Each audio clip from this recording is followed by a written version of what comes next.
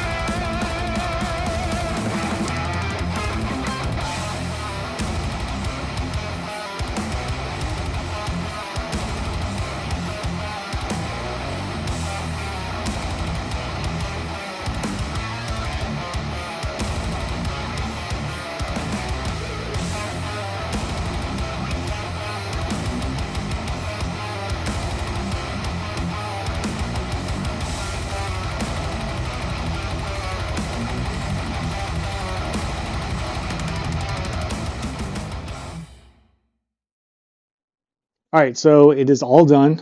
Let's just take a look close at things real quick. Here are the Graphtech saddles. They went on just fine.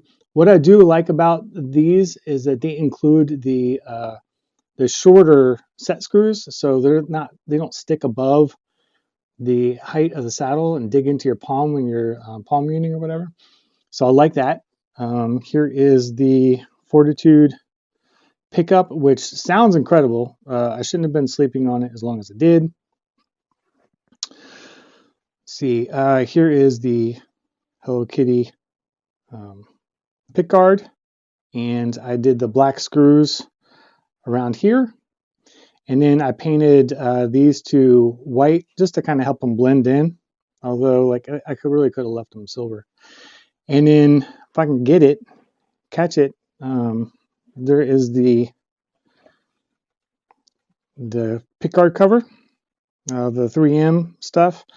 So you can kind of see it on there. It worked out really well. It offers good protection. And what I love about this is that it can come off when you want it to come off, and it doesn't damage anything. So real happy about that being on there. I also painted the edge of the plastic black, so it wasn't white around here. Let's come down here. I polished up all the frets, which polished up really well. I found, like, I wasn't going to do that, but I found some spots in here that there's some like rust spots, I guess from the factory or whatever. So I decided to kind of just knock all that down, doing the StewMac erasers, fret erasers, and then polish them. And it's kind of hard to see. I will say anybody that's doing this, that's the routing through here is flat, so it is not radiused. It doesn't have like the 9.5 inch radius that the fretboard has, so it is flat straight across. So I didn't take down that little nub on here, which is there in case the fingerboard is not radiused. And then it was a little high, which I like doing, and then leaving it tall, installing it, and then filing down to get it like a deeper hold, like a better hold on the strings. And then I can really control like the individual height on here. And then like for like measuring string height, I love that little, I think it's Music Nomad deal. Like it's great. Coming through here, I have the StewMac string tree, and that grabs the G string, and it does seem to help with tuning stability on the G. And then here are the Gotoh locking tuners, and these work really great. There's a little learning curve here because I had not used these before. They're auto locking, so basically, you set it up where it's kind of lined straight, the hole's lined straight, and in this part you kind of back off until it's just enough opening to slide the string through, and then as you tighten, it automatically locks down. And then to unlock them, you use a slotted, just a flat head, to unscrew that and then pull the string out. So it seems to work really, really well. Let's go over to the back. And here is a look at the back of the tuners, the Gotohs. And again, you can't tell I mean, this just looks stock. And then the buttons came off not too bad. I just made a little jig out of a 2x4 to be able to use a claw hammer and pop those off. And then I just put a little bit of CA on the metal stud, and then pressed the plastic tuner buttons back on there. Here is the satin neck mod. You can see through here. You can kind of catch here where the gloss is, and then where it switches over. Good Lord, I can't talk. Switches over to satin, which I absolutely love. it really helps improve the feel and the playability of the neck for me. Again, like I can just take my finger and go from here, and then like it just automatically like slows down like right when I hit the gloss.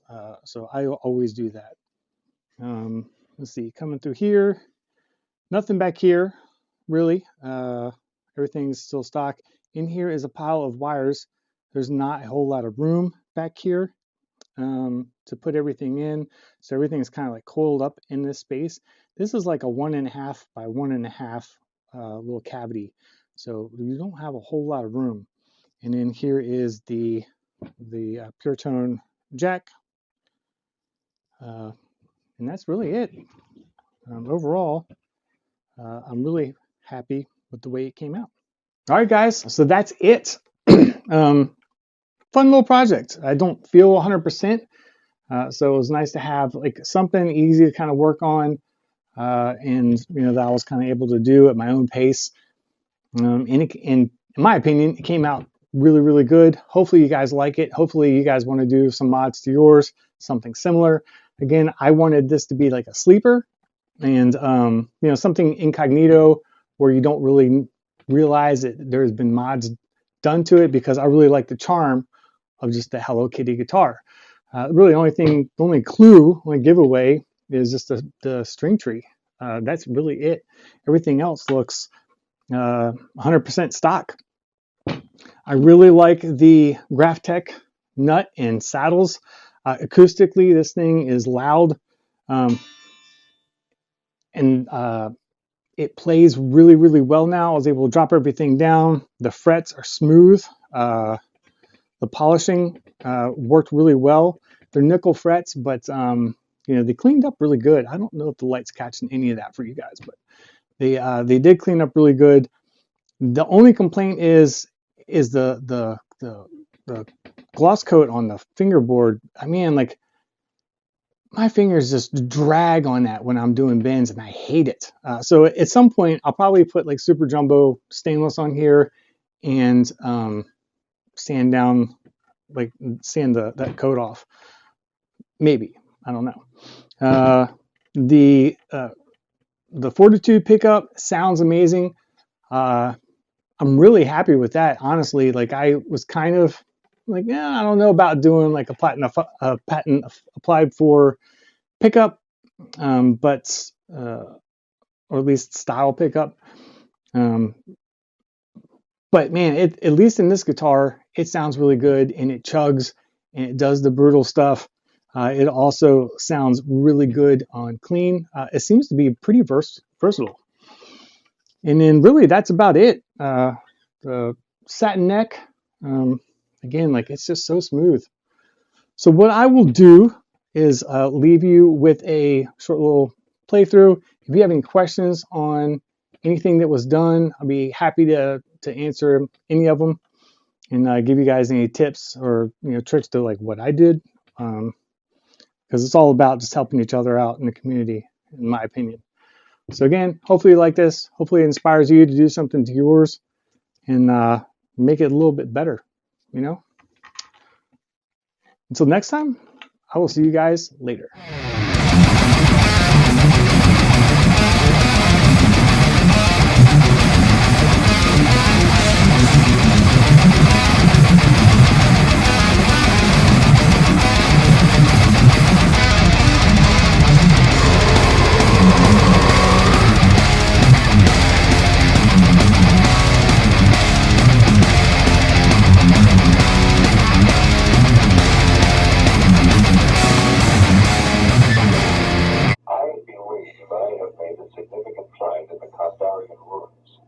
A volume of ancient Sumerian burial practices and funerary incantations.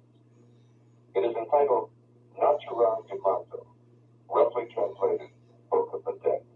The book is bound in human flesh and inked in human